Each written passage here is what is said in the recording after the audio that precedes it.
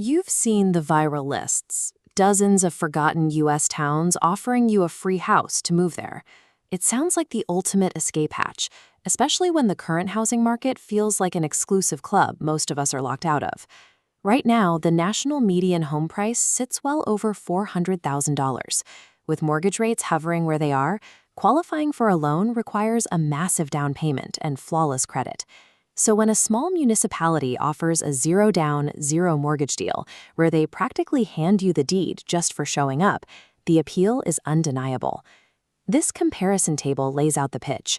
On one side, you have a $400,000 mortgage carrying 30 years of heavy interest. On the other, your entry fee into a forgotten town is literally $0. This massive price gap exists because a town pricing its land at zero is usually asking for a payment that doesn't show up on a bank statement.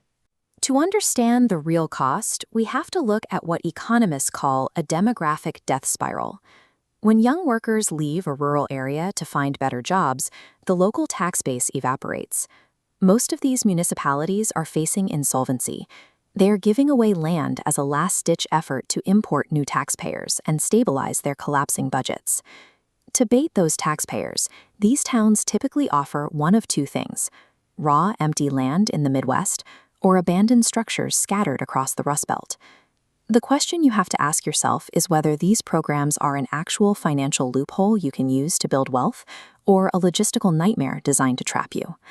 Let's look at the first strategy, the Midwestern Land Grant, where a town gives you an empty dirt lot for nothing. The fine print always includes a build requirement.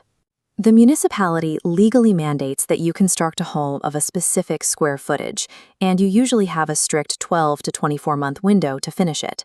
The plan often stalls at the bank. Traditional lenders rarely issue construction loans on unproven, free municipal land, viewing the lack of market value as an unacceptable risk. Look at this data matrix scoring the Midwest Land Grant. The initial cost bar sits at zero, but you immediately see extreme spikes in municipal red tape and required liquid capital. Because the banks freeze you out, you have to fund the entire build yourself. That means you need at least $150,000 in pure liquid cash ready to deploy. If you run out of money mid-build, or miss that strict municipal timeline by a single day, the town legally repossesses the land, along with your half-built house. These land grants are not designed for priced-out, budget-conscious buyers. They are exclusively for cash-rich individuals who want to skip the traditional mortgage process entirely. Let's assume you have the cash. The romantic appeal is still there: extreme privacy and a low cost of living. But living in a shrinking census area means you are completely isolated on unmaintained roads, miles from civilization. The biggest hidden tax of a declining population is the total absence of a local job market. There is nowhere to earn a paycheck. That vanishing tax base also destroys physical safety. Local healthcare facilities close down, and emergency response times for an ambulance or fire truck can stretch into hours. You might think you can just bring your remote job with you, but these forgotten zones systematically lack the high-speed broadband infrastructure required to log in. Surviving in a forgotten town means paying out of pocket for extreme self-sufficiency, because the local safety net failed a long time ago. This brings us to the second strategy: buying a $1 abandoned structure, usually found in a depressed Rust Belt neighborhood. On paper, it looks brilliant.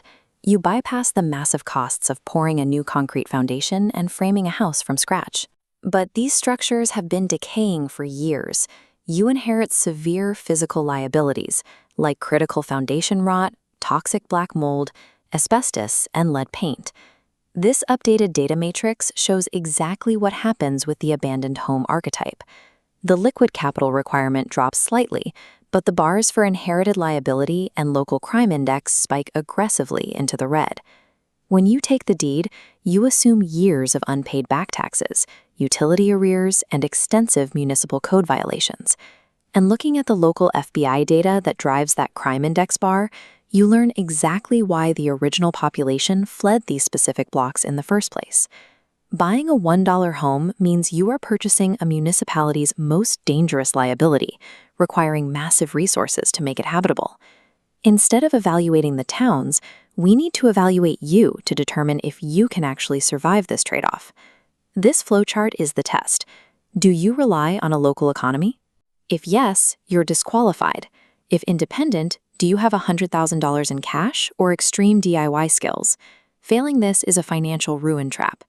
The viable candidate is the capitalized remote working pioneer. To successfully exploit these land programs, you have to be an absolute exception to modern labor, banking, and social dependencies. Free housing is a high-stakes, legally binding sweat equity contract signed with a desperate local government. If you are currently struggling financially and looking at these towns as an easy escape hatch, stop.